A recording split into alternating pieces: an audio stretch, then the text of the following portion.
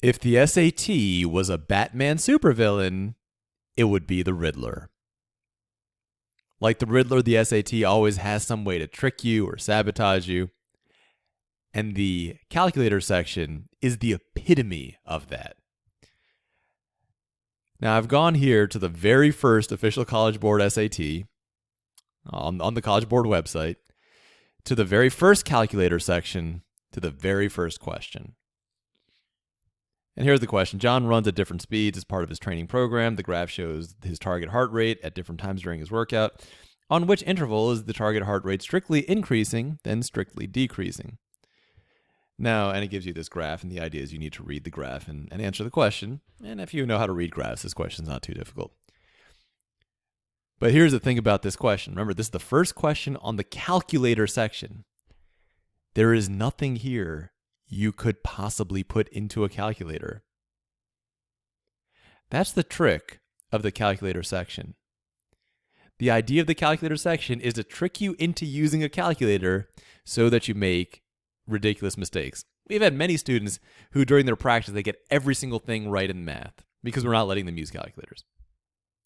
Then on the test, on the no calculator section, they get every single thing right. But then on the calculator section, they get a bunch of stuff wrong.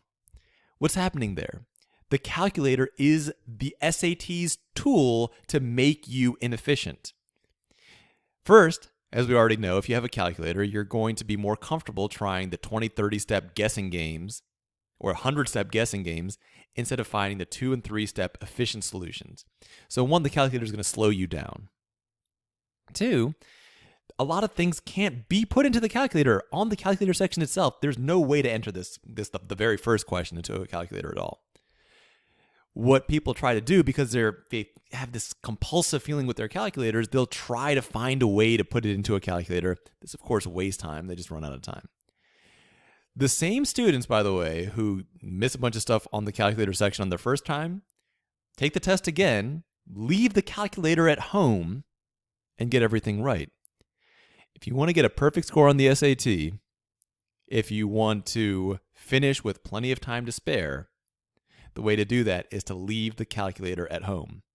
There's no arithmetic on the SAT that requires the use of a calculator. There is no problem that's made any quicker by having a calculator. All the calculator does is a temptation that encourages you to use inefficient, roundabout, slow, and unreliable methods. If your goal is a 750 plus SAT score, both in your practice and on the exam itself, leave the calculator somewhere else.